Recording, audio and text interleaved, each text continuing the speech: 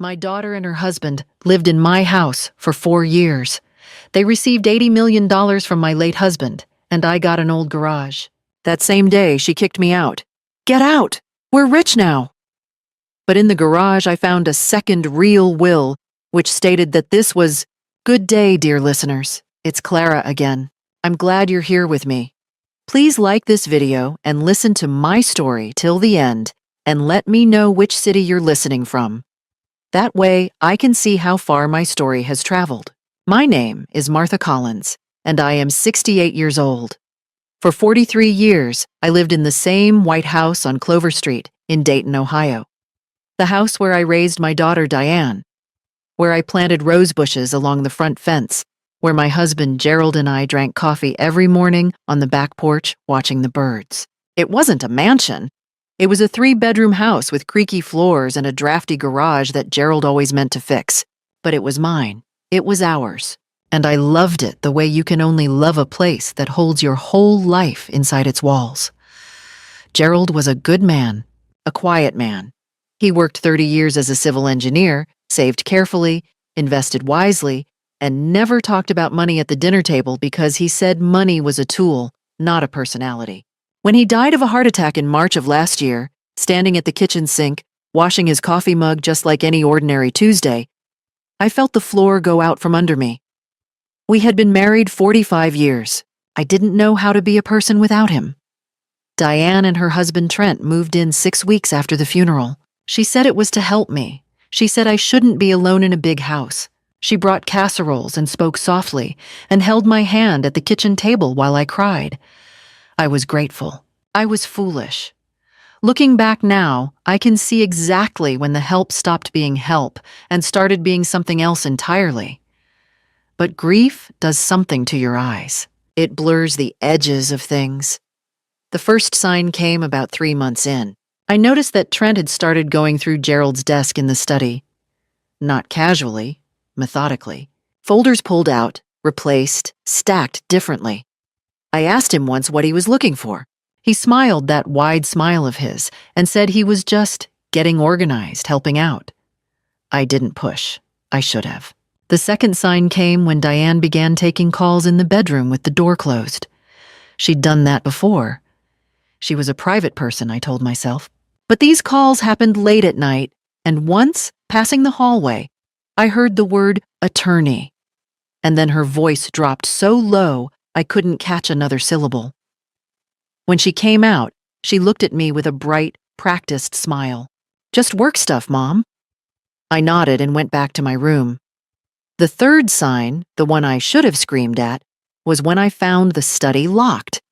My own study, in my own house, with a new padlock on the door.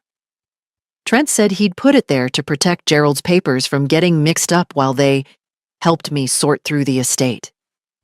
I stood in that hallway for a long moment, staring at that padlock, and felt something cold move through my chest. But I told myself, he means well. Diane means well. They are trying to help. I was wrong about that. The call from the attorney's office came on a Thursday morning in October. A man named Mr. Hale introduced himself as the executor of Gerald's estate. He told me in a careful, neutral voice that a will had been filed with the probate court. He asked if I had been informed of its contents. I said I assumed it was what Gerald and I had always discussed. The house to me. Savings split between me and Diane. There was a pause on the line, a pause that lasted just half a second too long. He said he would send the documents over. I read them at the kitchen table while Diane sat across from me, watching. The will, signed, notarized, dated 8 months before Gerald's death, left everything to Diane. The savings account, the investment portfolio, the life insurance payout. $80 million accumulated over a lifetime of careful, quiet work. And to me, the document listed in plain language the detached garage and its contents. I looked up at my daughter. She was already smiling. "Mom," she said, and her voice had changed. The softness was gone. It was flat now, certain. "Trent and I have been talking. This is our house now. We're going to need the space." She glanced toward the door. "You should probably start thinking about where you want to go." I sat very still. Outside, a car passed on Clover Street. The rose bushes I had planted 20 years ago moved in the October wind against the window. "Get out," she said, when I didn't move. "We're rich now, Mom. We don't need to pretend anymore." I was 68 years old, sitting in my own kitchen, being told to leave my own home by my own daughter. And in that moment, something happened inside me that I did not expect. I did not cry. I spent that first night in the garage, not because I had nowhere to go. I had a sister in Columbus, a friend 3 streets over. But I didn't call anyone. I sat in the cold garage on a folding chair Gerald used for fishing trips, wrapped in an old army blanket I found on a shelf, and I let myself feel the full weight of what had just happened. Sometimes you have to sit inside the worst moment before you can start moving through it. The garage smelled like motor oil and sawdust and, faintly, like Gerald's work gloves. He'd spent a lot of time out here. Tools hung on pegboards, labeled in his neat handwriting. Mason jars of bolts, sorted by size. A workbench he'd built himself in 1987. This was his thinking space, he used to say. When a problem was too big for the kitchen table, he brought it to the garage. I looked around in the yellow light of a single bulb and thought, $80 million. Gone. My house. Gone. My daughter.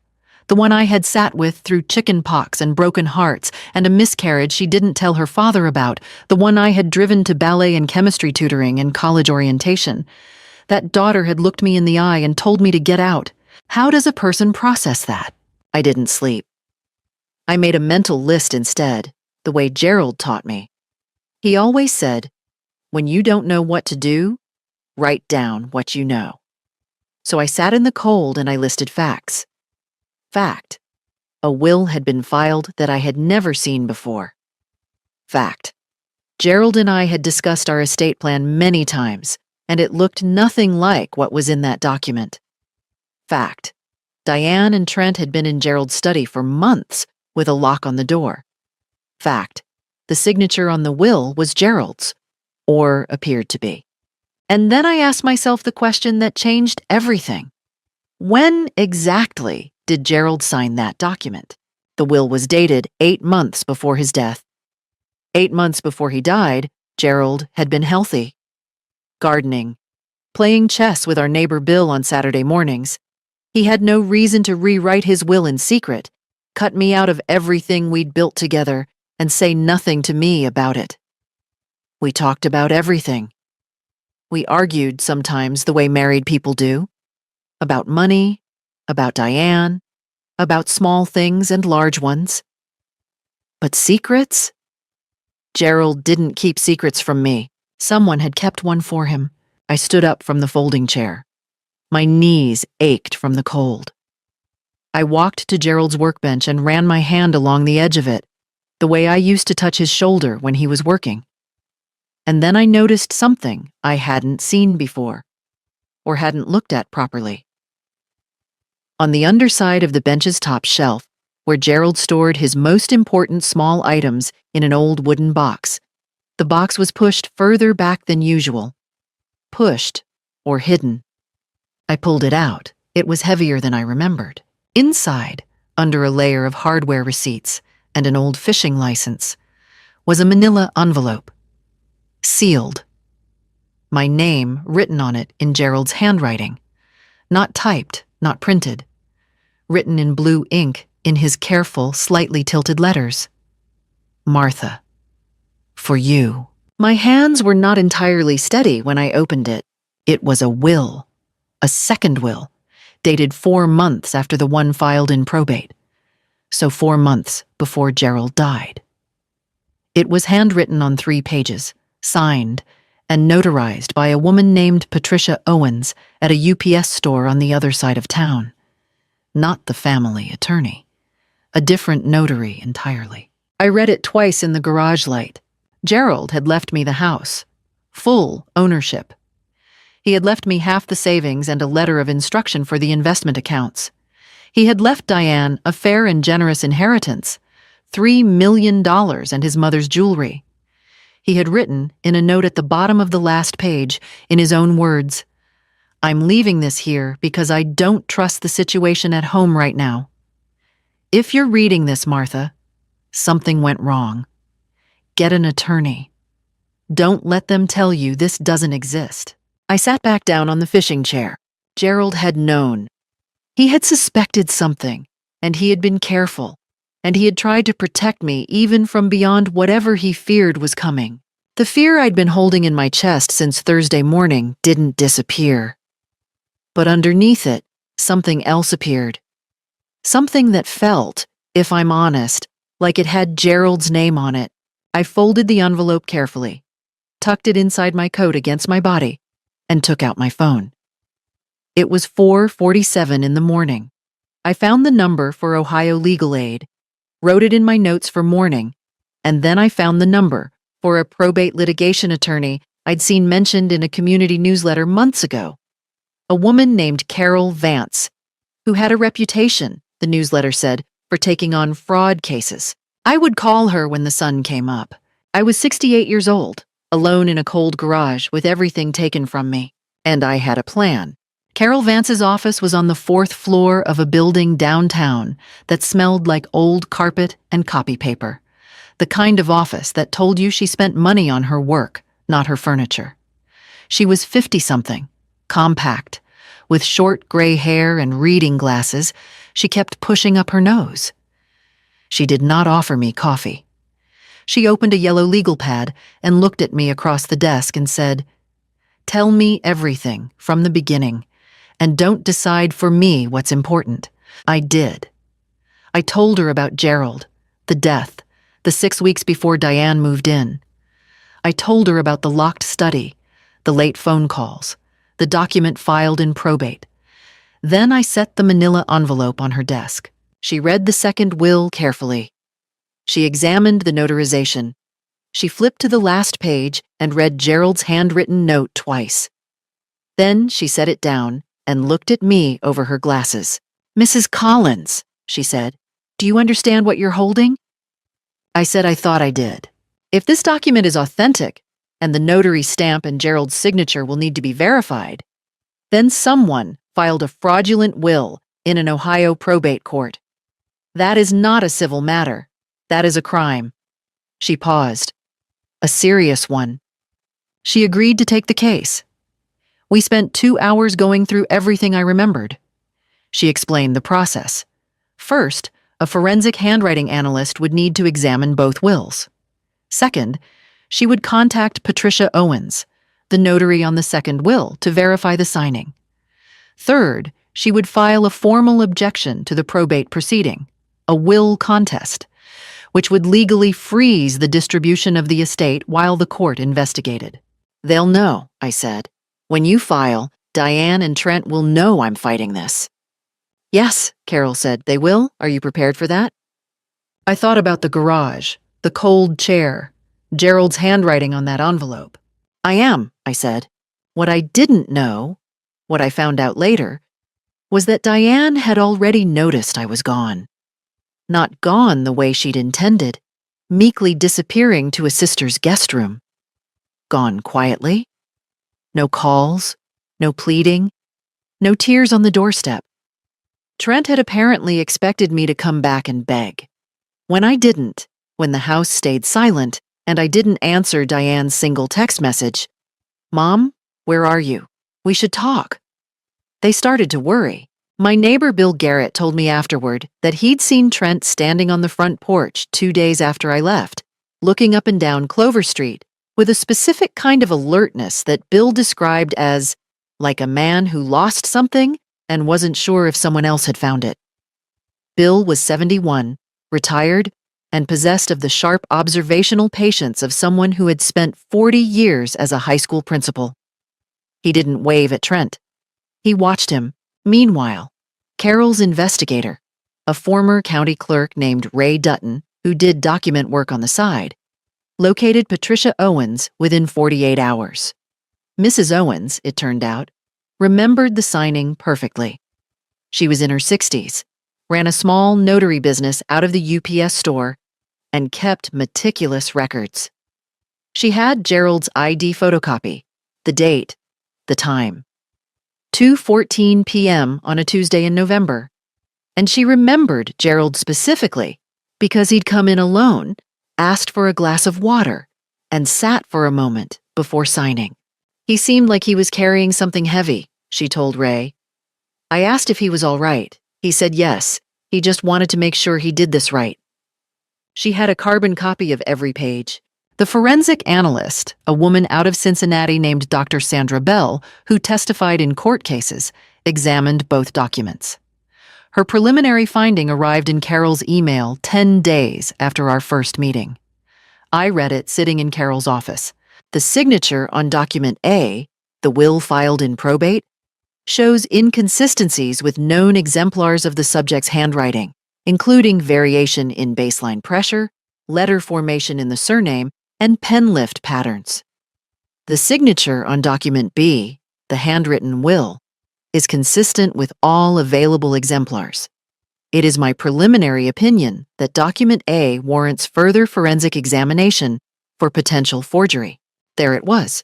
I sat with that word, forgery, and let it settle. My daughter had forged her father's will, or someone had forged it for her.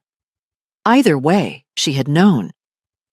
She had let me sit at that kitchen table and read a document that was almost certainly fake. She had told me to leave my own house.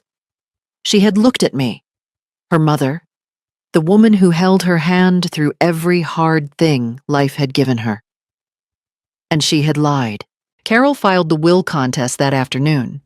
The probate court issued a freeze on the estate.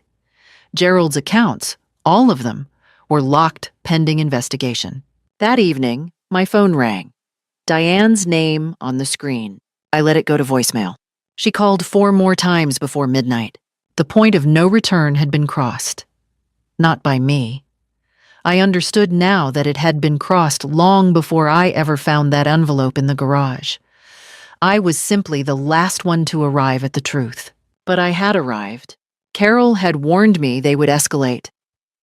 People who've committed fraud don't sit quietly when they're caught, she said. Expect pressure. Expect it to be ugly. She was right on both counts. 3 days after the probate freeze, Diane called from a number I didn't recognize, presumably so I'd pick up. I did. I didn't speak first. I waited. Mom. Her voice was different from the flat, certain tone she'd used in the kitchen. This was something more controlled. Careful. I think there's been a misunderstanding about Dad's will. Trent and we want to explain. Can we meet? Everything goes through my attorney, I said. Her name is Carol Vance. I'll give you the number. Silence. Mom, you're making a mistake. A shift in tone now, colder. Dad signed that will himself. You know that. You're confused because you're grieving and some lawyer is taking advantage of you. A pause. We don't want to have to tell the court that you've been exhibiting signs of cognitive decline since Dad died. The neighbors have noticed. Bill Garrett has already mentioned. Bill Garrett is my witness, I said, and has been for the last 2 weeks. Another silence. Longer. Don't do this, she said. Her voice had lost the careful quality now. Something raw underneath it. You will lose. You're 68 years old, and you're alone, and you have no idea what Trent is capable of. I hung up. My hands were trembling slightly when I set the phone down.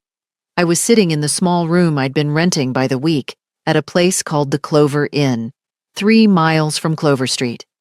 It was a modest room, 1 bed, a table, a window overlooking a parking lot. But it was mine in a way the house had stopped feeling the moment I read that false document. I took 3 deep breaths. Then I called Carol and told her about the call, including the threat about cognitive decline.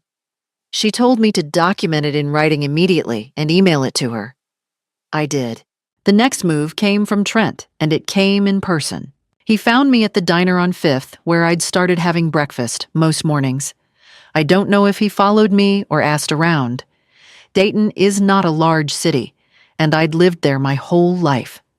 He slid into the booth across from me without being invited, a large man in a good jacket, and he put both hands flat on the table and looked at me in a way that was meant to feel like a wall. "Martha," he said.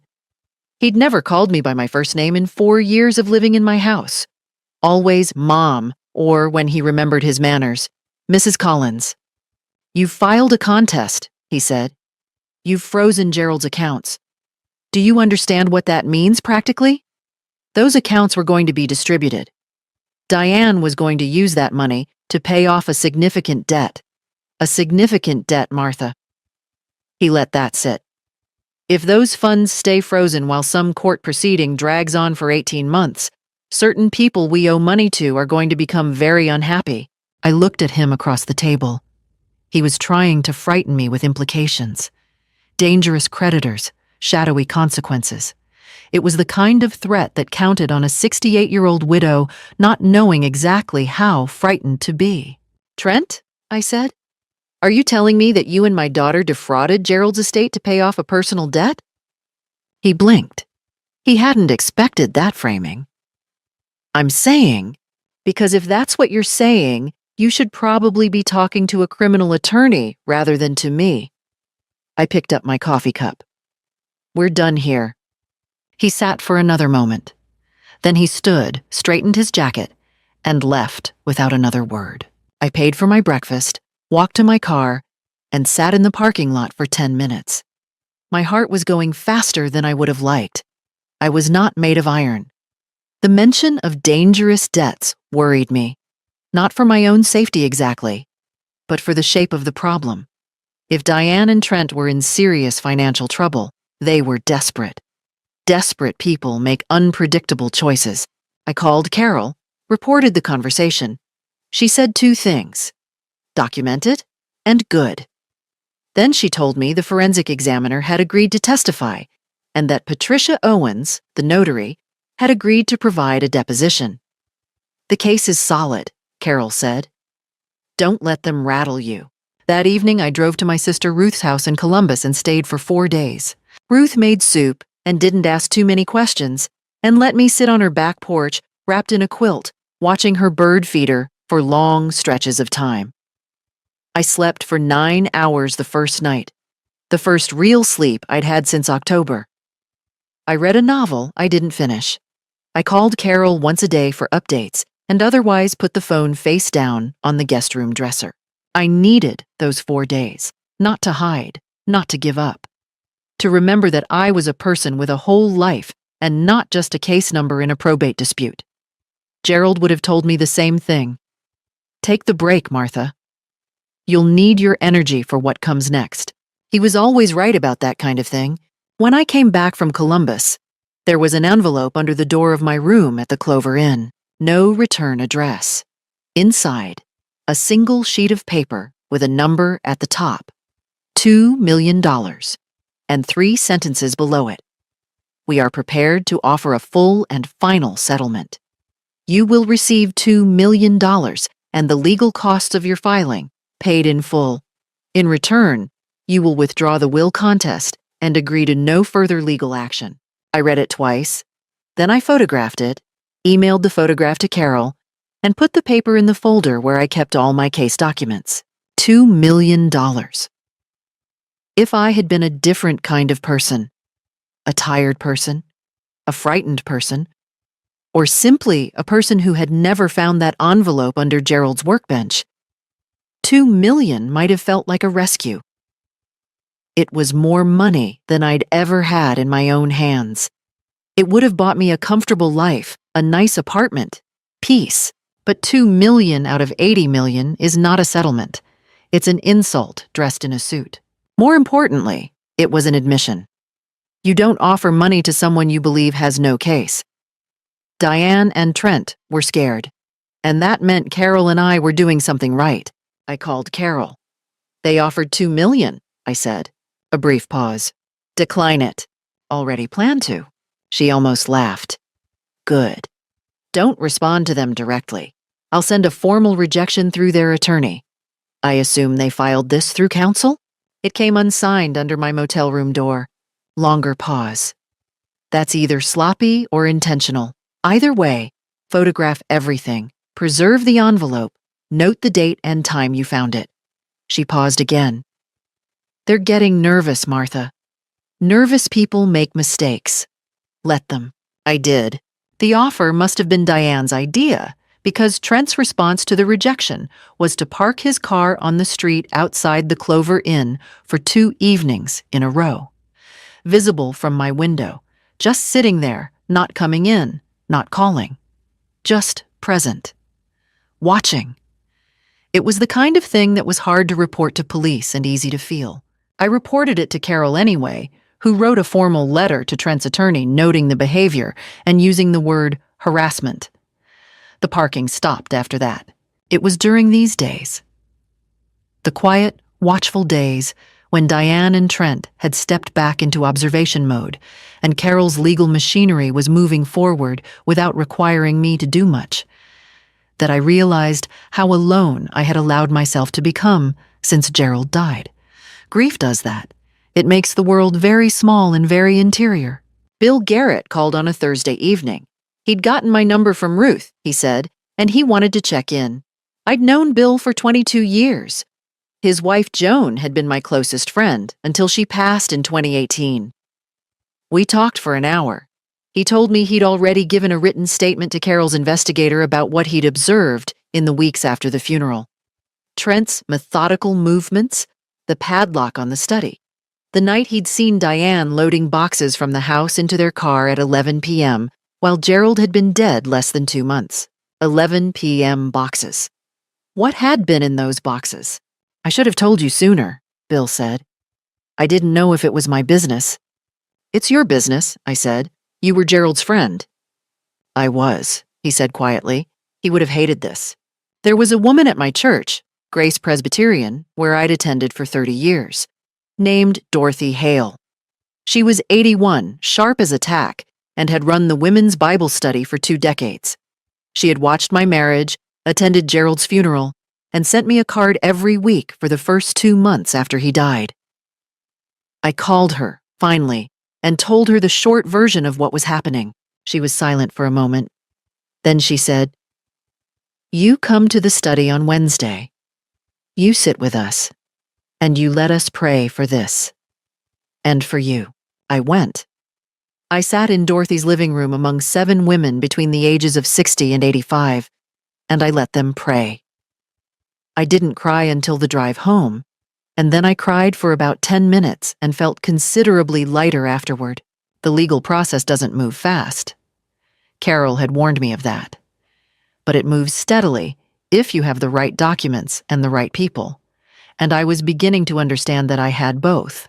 What I didn't realize yet, what would become clear only later, was that Diane and Trent, watching from their distance, were preparing one more approach. Not a bribe this time. Something that looked, on the surface, much more like love. She came alone. That was the first thing that surprised me. Diane knocked on the door of my room at the Clover Inn on a Sunday afternoon, without Trent, without an attorney, with a paper bag from the Italian bakery on Maple Street, the one where we used to buy cannoli when she was a child. She was dressed quietly, no jewelry, hair loose.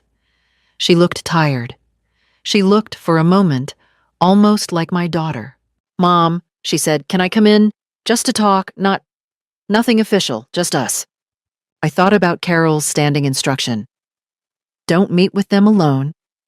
Then I looked at my daughter in the doorway, holding a bag of cannoli, and I stepped back to let her in, because whatever I had decided, I had not decided to stop being her mother. She sat at the small table by the window.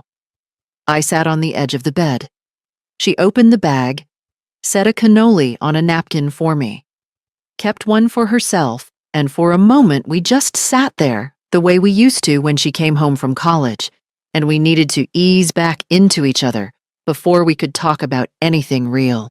"I know you're angry," she said. "You have a right to be. Things were said that shouldn't have been. Trent was under so much pressure, and I followed his lead when I shouldn't have." She looked at the table. "Dad's money was supposed to fix everything. I didn't think about what it would cost you. I'm sorry, Mom." I mean that. She sounded like she meant it. Did she mean it? I looked at her face. I had been looking at that face for 45 years. I had known it through every phase and change it had gone through, and I tried to find the truth in it. And the uncomfortable thing, the thing I want to be honest about, is that part of me wanted to believe her. Grief had made me lonely. The months at the Clover Inn had been quiet in a way that sometimes felt like punishment. She was my daughter. Tell me something, I said. The will that was filed in probate, did you know it wasn't the real one? A silence. Fractional. Maybe 2 seconds. But I caught it. Mom, Dad signed that will. Did you know it wasn't real? She looked at me steadily. You need to drop this. Not for my sake. For yours. The attorneys are going to drag this out for years. You're 68 years old. You could be spending this time at peace, with money to live comfortably, instead of fighting a legal battle you might not win. She leaned forward slightly. You found some handwritten pages in a garage. That could have been anything. Dad used to write notes, drafts. You know that. My attorney says that document isn't going to hold up to the standard the court requires. There it was. Under the cannoli, under the soft voice, under the tired eyes. You will lose, and you know it. So why not stop now? Your attorney, I said, hasn't seen Dr. Bell's report? Something flickered behind her eyes. Who? It was good of you to come, Diane. I stood up. Everything from here goes through Carol Vance. You have her number. She stood too. The softness left her face then, not all at once, but like a stage light slowly dimming. What was underneath it was not rage exactly. It was something colder, the look of someone recalculating. You're going to regret this, she said. Her voice was quiet. Quiet is sometimes worse than loud. Not because we'll do anything, just because you're burning the last of this family down and you can't see it. When this is over, when you've made us all go through this, there won't be anything left between us. You understand that? I held the door open. She left without taking the cannoli. I closed the door and stood in the middle of that small room and let myself feel what was true. I was afraid. Not of the legal outcome. Carol had given me solid reasons for confidence. I was afraid of the thing Diane had named, the thing she'd used as a weapon precisely because it had a point. There won't be anything left between us. The family, whatever it had been, was already gone. Gerald was dead. The daughter I'd raised had forged her father's will. There was no version of this story in which everyone went home happy. But fear, I had learned that autumn is not the same as wrong. I picked up the cannoli she'd brought me, wrapped it back in the napkin, and sat down to call Carol. I told her about the visit, the line about Dr. Bell, which means they don't know the scope of the forensic report, and the veiled threat at the end. Let her worry about what else you have, Carol said. That's exactly where we want her. I said goodnight and set the phone down. Outside my window, Dayton was going dark in the November evening. Somewhere on Clover Street, my rose bushes were past their season, dormant in the cold. I thought about Gerald leaving that envelope in the garage. I thought about him sitting in the UPS store, asking for a glass of water, wanting to do it right. He tried to protect me. The least I could do was finish it. The hearing was scheduled for a Tuesday in January, the kind of Ohio winter day when the sky is a uniform gray and the cold has a specific, serious quality to it. The Franklin County Courthouse, the case had been transferred there on procedural grounds, smelled like industrial cleaner and old marble. I wore the dark blue dress I'd worn to Gerald's firm's retirement dinner in 2019. He had said I looked like myself in it. That seemed right. Carol had prepared me thoroughly over the preceding weeks. I knew the order of witnesses, the documents that would be presented, the arguments Diane's attorney, a man named Ferris, expensive suit, imprecise eyes, would likely make. The opposing strategy, Carol had explained, will be to argue that the handwritten will is the anomaly, that Gerald was confused or impaired when he wrote it, that it lacks the formal requirements of a valid Ohio will, and that the notarized document represents his true intentions. She'd paused. They will not be expecting the full scope of what we have. We had Dr. Bell's complete forensic report, which had been finalized and ran to 41 pages. We had Patricia Owens, the notary, who had traveled from her home that morning and was sitting in the hallway outside the courtroom with her carbon copies and her meticulous records.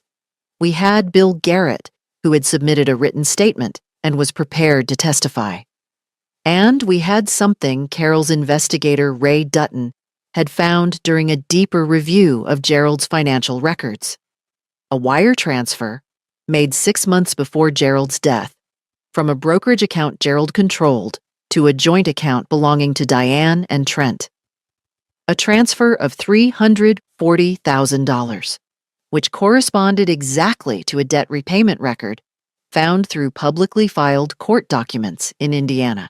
Diane and Trent had needed money. They had gotten some once, legally. And then Gerald had apparently stopped. And then 4 months after Gerald died, a will appeared that gave them everything.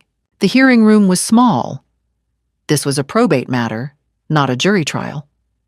The judge was a woman named the Honorable Patricia Moore, 60 or so, who gave the impression of having heard every variety of human misbehavior that a family could generate and retaining her capacity for impartiality despite it.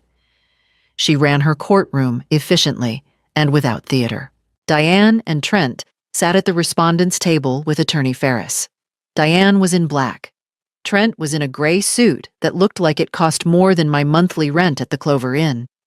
Neither of them looked at me when I came in. I looked at them, though. I had time. I studied Diane's profile. The set of her jaw, the careful stillness she was maintaining.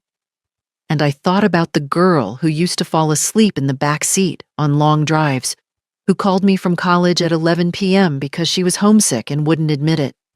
I thought about all the ways love can be used against you by the very person you gave it to. Then I turned and faced forward. And I was done looking back. Dr. Bell testified first. She walked the court through her methodology: exemplar collection, pressure mapping, baseline analysis, in the even technical voice of someone who had done this many times before. When Attorney Ferris cross-examined her, trying to suggest her methodology was subjective, she dismantled his questions with the patience of someone correcting a student who hasn't done the reading. The signature on the probate will, she testified, showed clear signs of having been produced by someone other than Gerald Collins. The signature on the handwritten will was consistent with all known exemplars across decades of documents. Patricia Owens testified next. She identified Gerald from the photograph. She produced her records. She described the signing, the date, the time, the ID, the glass of water, the slight heaviness in his manner. She had the carbon copies. Every page. When Ferris attempted to suggest her memory of a single appointment years prior was unreliable, she opened her binder and placed her carbon records on the witness stand one by one. Quietly. Without drama. Like a woman who had been keeping careful records her entire professional life precisely because she understood that one day they might matter. The courtroom was very still during that moment. Even Judge Moore leaned forward slightly. Then Carol introduced the wire transfer. Ferris objected on relevance grounds. Judge Moore overruled him with one word. Overruled. She was looking at the documents with an expression I had learned from years of reading people, meant she had already drawn a conclusion and was waiting for the rest of the evidence to confirm it. It was during Carol's summary argument that I watched Diane and Trent for the first time with something other than grief. I watched them as people. Trent was very still, the stillness of a man trying to perform calm and not quite achieving it. His jaw worked slightly, the way it does when someone is grinding through options and finding them all closed.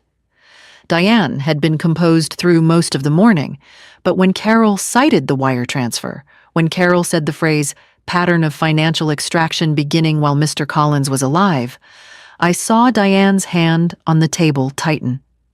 Then she whispered something to Ferris. Sharp.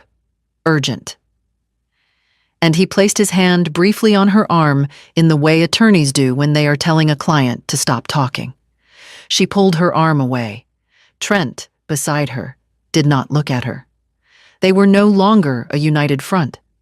Whatever coordination they had walked in with was fraying under the weight of what was being said in that room, and I could see it happening in real time.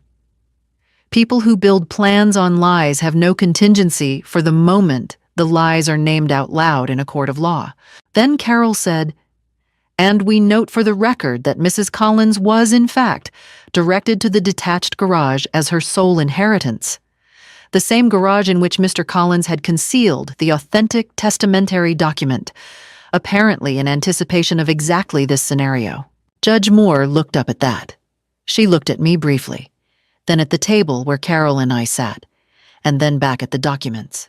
Ferris made his arguments. He called the handwritten will informal, procedurally questionable, potentially drafted under duress.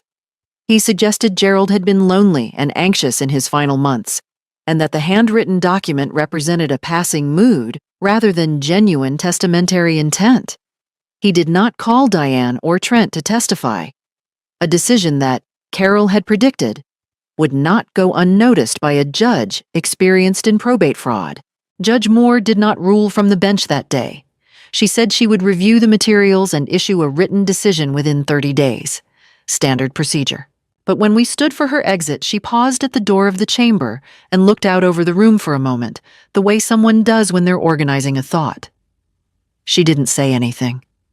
She went through the door. In the hallway afterward, Diane walked past me without speaking. Trent was 2 steps behind her. At the elevator, he turned and looked back at me once. I met his eyes. I did not look away. He got in the elevator. Carol touched my arm. "That went well," she said, which from Carol was the equivalent of someone else saying we won. I buttoned my coat against the January cold and walked out of the courthouse into the gray Ohio morning, and for the first time in months, maybe for the first time since that Tuesday in March when Gerald washed his coffee mug and didn't come back from the kitchen, I felt something that was close to peace. Close to was enough, for now. Judge Moore's written decision arrived on a Friday, 26 days after the hearing. Carol called me at 8:47 in the morning. I was at the diner on 5th, with coffee going cold in front of me because I'd been too nervous to drink it properly for the past week. I had ordered toast and not touched it.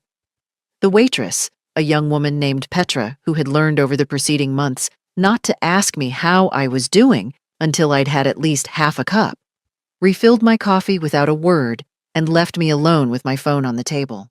"Martha," Carol said, "it's everything." I set down the cup. The decision ran to 18 pages. Carol walked me through it over the phone, but she also emailed it to me, and I read every word that afternoon sitting in my room at the Clover Inn with the heat going and the parking lot outside gray and quiet. Judge Moore had found, based on the preponderance of evidence, that the will filed in probate was not a valid expression of Gerald Collins's testamentary intent. She cited Dr. Bell's forensic report at length. She cited the testimony of Patricia Owens and the notary records. She cited the wire transfer as evidence of a pattern of financial manipulation and noted that the timing of the contested will's appearance, discovered only after Gerald's death, never discussed with his spouse of 45 years, inconsistent with his known estate planning discussions, failed to satisfy the burden of authenticity. The handwritten will, she found, met Ohio's requirements for a valid holographic will. It was entirely in Gerald's handwriting, signed and dated. The notarization at the UPS store, while unusual, had been properly executed and documented. Gerald's intent was clear. His language was unambiguous. The contested will was set aside. Gerald's estate would be distributed according to the authentic document. The house to me, half the investment accounts to me, and $3 million with the jewelry to Diane. And then there was a final paragraph. Judge Moore had referred the matter to the Franklin County Prosecutor's Office for review of potential criminal charges related to the submission of a fraudulent instrument to the probate court. Fraud on the court, a felony in Ohio. I read that paragraph 3 times. I thought about Diane sitting across from me at the kitchen table with that flat, certain smile. I thought about Trent sliding into the booth at the diner on 5th with his hands flat on the table like a wall. I thought about the settlement offer slipped under my door at the Clover Inn. $2 million, as if 45 years of a life could be bought at a discount. All of it, every calculation they had made, had rested on the assumption that I would not fight, or that if I fought, I would lose. They had been wrong on both counts, and now the machinery of consequence, the slow, impersonal, utterly reliable machinery of it, was moving toward them, the same way it moves toward everyone who mistakes an old woman's grief for weakness. Carol told me that Diane and Trent's attorney had already indicated they would appeal the decision. They can, Carol said, but the forensic evidence is solid, the notary testimony is solid, and the wire transfer pattern is on record. An appeal won't change those facts. It will cost them time and money they don't appear to have. They did file an appeal.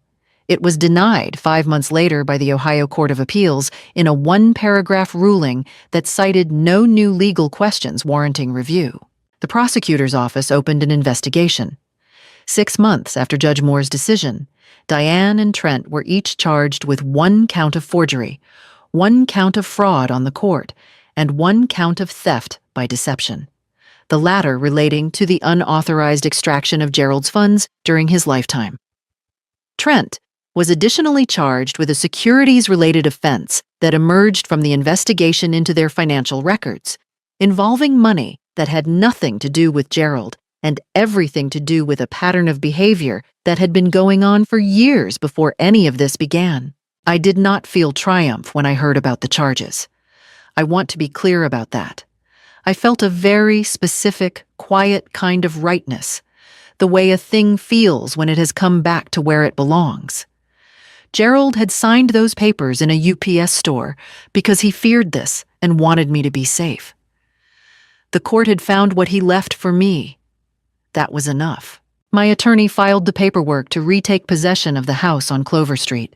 By the end of February, nearly 5 months after Diane had told me to leave, I walked back through my own front door. The rose bushes along the fence were still dormant. The floors still creaked in the same places. The study, when I unlocked it with a key Carol had obtained through the estate process, was disordered. Files moved, boxes opened, but nothing of real legal importance had been removed. Most of what Diane and Trent had taken was documentation Carol had already replicated from financial institutions. I stood in the study for a long time. Gerald's handwriting was everywhere in that room, on folder labels, on the backs of photographs, on the notepad he kept by the phone. I had spent months being afraid in small, rented rooms, eating alone at diner counters, sleeping with the case documents on the nightstand, because they were the closest thing I had to solid ground.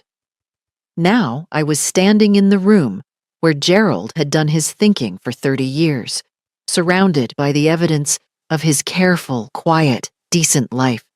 And I was not afraid of anything. I felt him very strongly there, not as an absence, as a presence. I went to the garage and sat in the folding chair. Then I got up, went back inside, and made myself a cup of coffee. The house was mine. The estate was settled. The truth was in the record. Gerald had done his job. I had done mine. Spring came to Clover Street the way it always did in Ohio. Slowly, then all at once. By April, the rose bushes had new growth. By May, they were blooming, red and yellow along the front fence, the same as they had been for 20 years. I planted a new bed along the back porch, something I'd been wanting to do for years but somehow never found the time for. Gerald would have said the timing was right. I spent that spring and summer making the house mine in ways that grief and then conflict had prevented. I repainted the study. a warm cream color, lighter than it had been. I had the floors refinished. I bought a proper chair for the back porch and made a habit of sitting in it every evening with a book and whatever the birds decided to visit the feeder I'd hung from the eave. Small things, ordinary things, the kind of things that are, in the end, the whole of a life. Ruth came up from Columbus in June and stayed for a week. We went through old photographs together and talked about Gerald and about our parents and about the way time moves, and neither of us talked about Diane more than once. There wasn't much to say that the court hadn't already said. Carol had connected me with a financial advisor through her professional network, a woman named Helen Park, who specialized in estate management for widows and retirees. Between the house, the investment accounts, and the settlement of Gerald's estate, I was not an enormously wealthy woman, but I was a comfortable one. I did not have to worry about money. That was Gerald's gift to me, the one he'd tried to protect from the beginning. I started volunteering at the hospital, something I'd thought about for years without doing. 2 mornings a week, sitting with patients who didn't have visitors, reading aloud or just talking. I was apparently good at sitting with people. I had, as Dorothy from the Bible study pointed out, a lot of practice. Bill Garrett and I had Sunday dinner together most weeks.